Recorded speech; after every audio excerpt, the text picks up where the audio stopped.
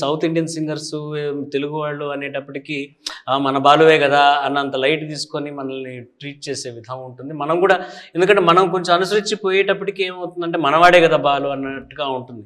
ఇదే బాంబే వాడు వచ్చాడు అనుకోండి, లిమోజిన్స్ ఏమిటి, ఫస్ట్ క్లాస్ టికెట్లు ఏమిటి, వాడు అడక్కముందే వీళ్ళందరూ దాసోహం పడిపోతూ ఉంటారనమాట.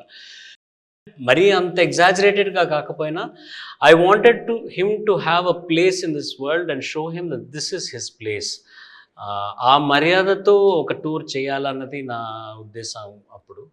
అండ్ ఆయనకి అది అంతా చాలా మరీ కొత్తగా అనిపించేది. ఇట్లాంటి మనం ఎప్పుడు చేయమే, మన టెక్ రైటర్లు రాయటం దాంట్లో ఇట్లాంటి రూమే ఉండాలి, ఇట్లాంటి ట్రాన్స్పోర్టేషన్ ఉండాలి, ఇట్లాంటివన్నీ రే ఇవన్నీ బాగుండవురా, ఇది నాకే మొహమట్టంగా ఉంది, ఇవన్నీ తీసేయరా అని ఆయన అంటాం.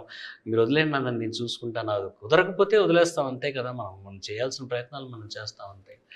కాదురా ఇట్లా ఎవరు అడుగుతాడు రా, ఇట్లాంటివన్నీ ఎవరన్నా అడుగుతాడా అంటే నేను ఒక 10 టెక్ రైటర్లు చూపించాను ఆయనకి. బాలీవుడ్ ఆర్టిస్టులు కానివ్వండి, హాలీవుడ్ ఆర్టిస్టులు కానివ్వండి. అవునా, గ్రీన్ రూము గ్రీన్గా ఉండాలంటారా, దాంట్లో గ్రీన్ ఫ్లవర్స్ కావాలా, ఎంఎన్ఎమ్స్ గ్రీన్ కలర్ ఎంఎన్ఎమ్స్ ఉండాలా, ఏంట్రా ఇవన్నీ అంటే ఇదే మరి ప్రపంచం. నువ్వు అసలు నేను అట్లాంటి ఎంఎన్ఎమ్స్ అని నేనేం అడగట్లేదు. What you need to do, that is what I'm asking.